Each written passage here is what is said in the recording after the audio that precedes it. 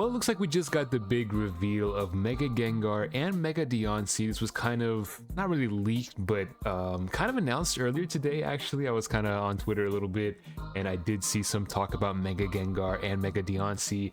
I saw like the little bundle or whatever. They're kind of releasing like the trainer toolkit and stuff like that. So information was like kind of slowly coming out. But it looks like we do officially have the reveal, so we know what the cards do, we know what the artworks are, and we got a couple of other reveals. So today I want to quickly kind of talk about these new cards and give my thoughts on them, on whether I think they are good or not. So yeah, if you guys enjoy this, make sure you go ahead and leave a like on the video. But more importantly, I want to hear what your thoughts are on these cards after we kind of go through them. Let's go ahead and explore these cards and kind of talk about them. So to start off, right here we do see sort of like a starter kit for Mega Gengar. We also see one for Mega Diancie. These are going to be coming out in Japan September 5th.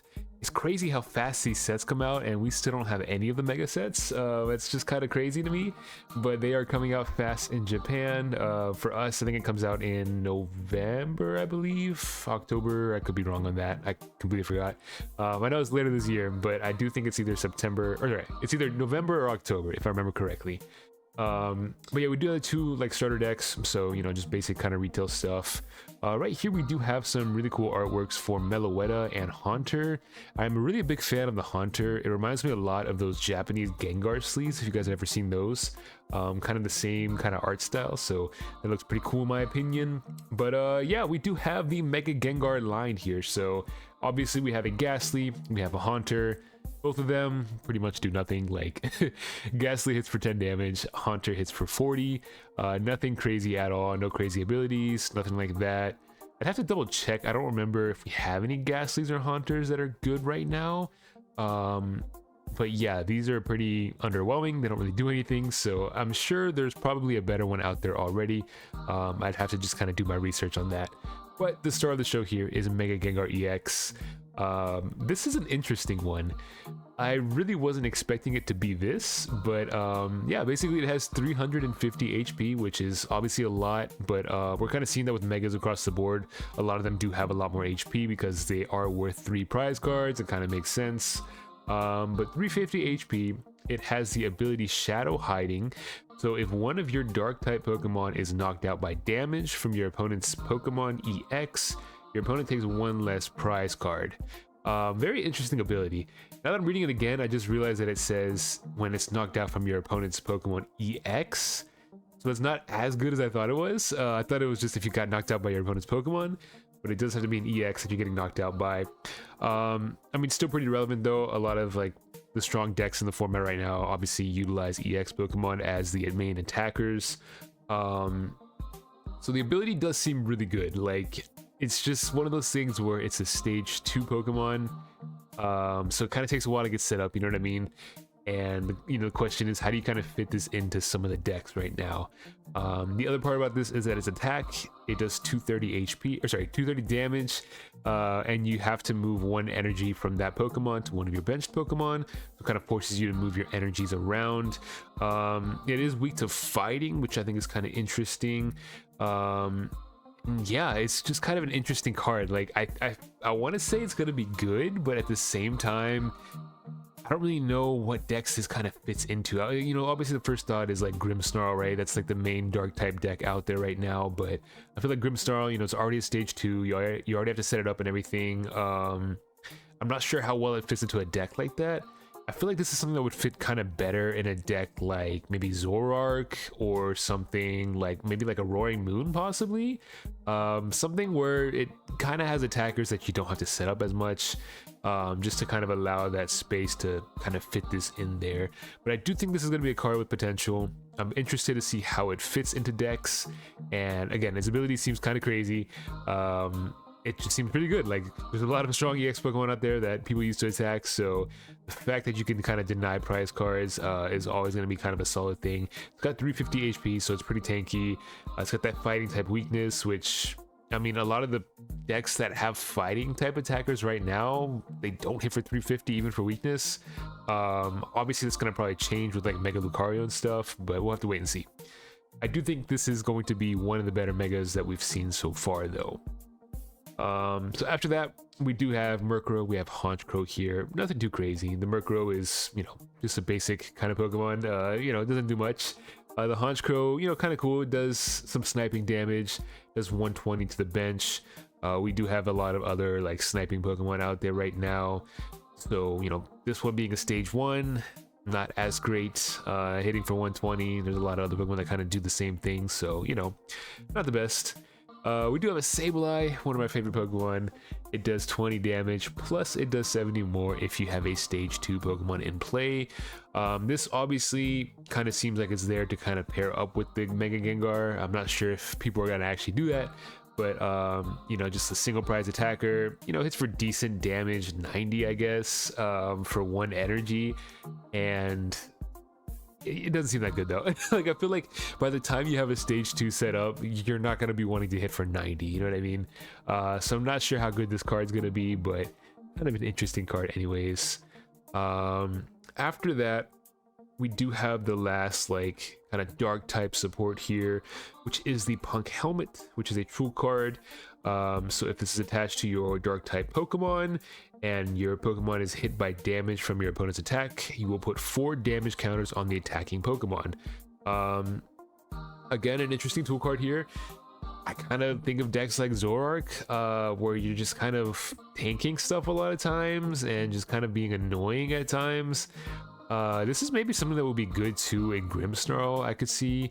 Just kind of with the Monkey Dory damage, just kind of setting up your board to where you can either take knockouts or you can kind of force your opponent to play around this tool card specifically. I could see this being a good inclusion in like Grimmsnarl, just having 1 copy in that thing. So I do think that this actually will be a pretty relevant card.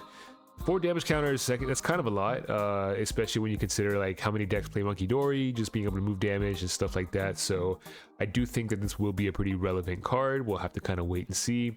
I'm going to say that a lot here just because obviously the cards just got revealed. But yeah, after that we do have Mega Diancie EX. This one is definitely underwhelming. It is 270 HP on a basic Pokemon, so that's always insane. Has the ability Diamond Coat, so it takes 30 less damage from attacks, so really kind of has 300 HP on a basic, which is again kind of crazy. It's weak to metal, which is a type that I feel like isn't too common offensively, but its attack is not the best. It does 120 damage, discard up to 2 energy from this Pokemon. It does 120 for each energy discarded. I mean, it hits for 240, so I guess, I'm gonna say this about every psychic Pokemon. Seems like it could fit into Gardevoir, right? It kind of just depends how you want to play Gardevoir, I guess. It's just one of those things. This is obviously, it's a tanky Pokemon, 300 HP. It hits for potentially 240. Again, the downside is it gives up 3 prizes. I think that's going to be a common theme, again, with a lot of these megas, where a lot of them, if they were worth 2 prizes, they'd be really solid. But the fact that they're worth 3 prizes makes it not nearly as good. So something to kind of watch out for there. I think this one's going to be not the best, but I think it will be kind of decent, depending on if it fits into a deck. Again, we saw that with Gardevoir. The talk of Gardevoir was Jellicent and all of this, and now we're seeing kind of a big divide of people that think Jellicent is good for the deck or bad for the deck. Kind of just depends how you want to play the deck. It is an option, but is it the best option? Probably not. After that, we do have the Alchemy line here. Really nothing crazy here as well. The basic does 10 damage, heal 10 damage. And Alchemy does 20 damage times the number of Pokemon in play. This is an attack that we've seen across a lot of Pokemon. Obviously kind of better on basic Pokemon. With something like this, I don't really see it fitting into any of the meta decks, but it is still a pretty decent attack. After that, we have the Meloetta. This one here, again, not the best. It heals 120 damage to one of your bench Pokemon. Is that worth including? Probably not. If you're really concerned about healing, you can play like a copy of Turo or something and not give up your entire attack for the turn. So probably not great, honestly. And then its other attack only does 50 damage for 2 energies, which is pretty bad. So nothing crazy there. But to close it out here, we of course have to give Psychic decks, specifically Gardevoir, even more support with the Wonder Patch, which is essentially Dark Patch, but for Psychic Pokemon. You get to attach a basic psychic energy from your discard pile to one of your benched Pokemon.